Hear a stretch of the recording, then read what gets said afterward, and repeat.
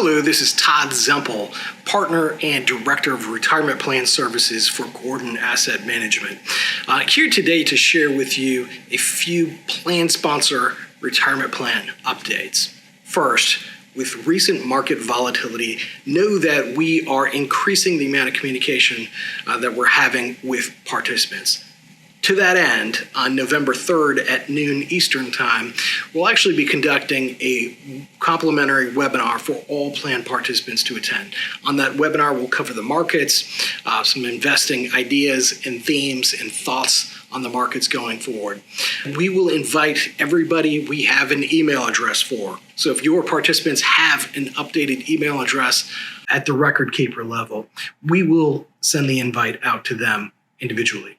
If you'd like that to come through you, that's absolutely fine with us. Just reach out, let us know, and we will coordinate the communication. We also really encourage your participants to reach out to us for one-on-one consultations. The easiest way to do that is through our website. If you go to our website, wealthqb.com, up in the top right-hand corner, there's a schedule a meeting link. Your folks can click on that link and schedule a meeting with one of our advisors. Know that there's also no additional charge for those meetings. That's all included in our service offering. So you as plan sponsor will not incur an additional fee for that, and the participants will not incur a fee for that either. Furthermore, if you are anticipating new participants entering the plan on January 1st, please do not hesitate to reach out to us to schedule an enrollment meeting. We're very flexible with the timing and format, whether it's group sessions, in person, via Zoom, pre-recorded video, et cetera, et cetera. At this point, our schedule's very open and we have lots of options. So if you do have new folks that are entering the plan, please do not hesitate to reach out to schedule time. Another thing we're doing behind the scenes is we're actually reaching out to terminated participants who have a balance in the plan. What we're doing is we're giving them their distribution options and providing assistance if they need help rolling their accounts out or distributing their balance out of the plan. Your record keeper will actually work to force out the smaller accounts, but we will reach out to those that have balances over and above $5,000 to assist them with any questions that they may have or help them process the rollover or distribution. The reason we do that, I call it good plan hygiene. We don't want to have a plan with dozens and dozens of people that hadn't worked at your company in years, because you're ultimately still responsible for notices and things to these people. It also helps keep costs down for the plan. And if you are close to that audit threshold of 120 participants, we want to keep you under that number so you can avoid having to pay for an audit. Regarding plan design, if you are considering making changes to the plan design for 2023, we should be having those discussions now.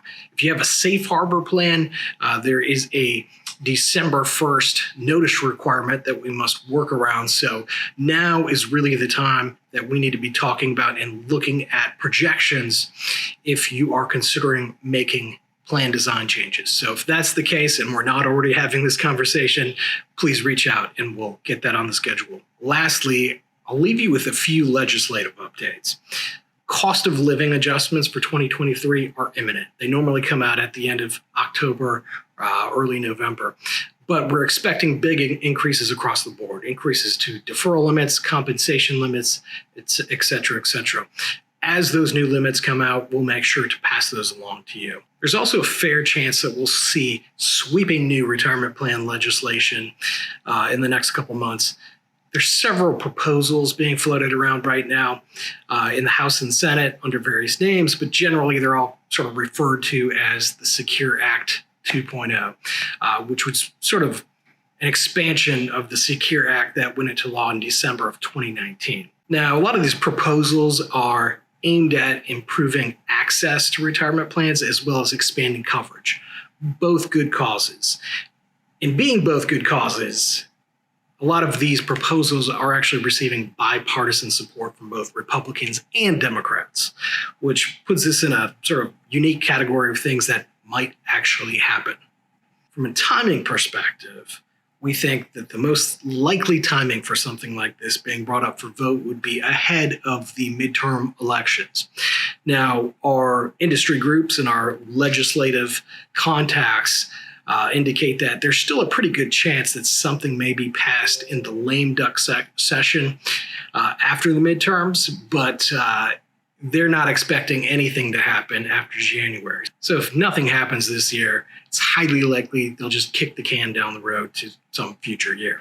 Now, some of the things included in the proposal include mandating automatic enrollment or providing some tax incentives for adding it, requiring coverage for long-term part-time employees, which are identified as folks that worked at least 500 hours over the course of 2 consecutive years. There's a discussion of a Savers credit matching contribution. And essentially what that is, it's a refundable tax credit to low-income people who participate in a 401k plan paid in the form of a 401k match.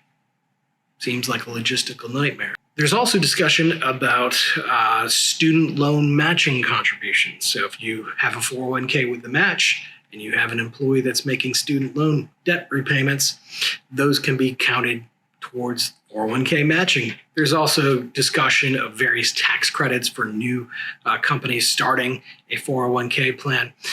Also, there's discussions of establishing an emergency savings sidecar account, which would be a rainy day fund attached to the 401k plan in case people have emergency expenses. Another one of the more confusing proposals out there is actually a Roth matching contribution. Roth is after tax, so this would be an after-tax contribution from the company, and so there's this reconciliation process of whether it's income or not, is there a tax deduction or not, very confusing. A lot of details need to be worked out there. They're talking about delaying required minimum distributions. So it was 70.5, now it's 72, now they're talking about pushing it out even further. And the last one, probably one of the more concerning ones, is actually requiring catch-up contributions to be made after tax or Roth. That's viewed as a big income generator because the legislators are trying to keep things revenue neutral. With each day that passes, the likelihood of anything actually being passed into law diminishes. I think right now, up to the midterms is probably the key time when something would likely get passed, if anything. Then the chances diminish during the lame duck session. And then anything beyond 2023 is totally up in the air at this point. But just given the bipartisan support here, I do think it's instructive that you pay attention to some of the proposals that are being thrown around in DC. Now, that really sums up the retirement plan update for this quarter. We plan on doing more of these.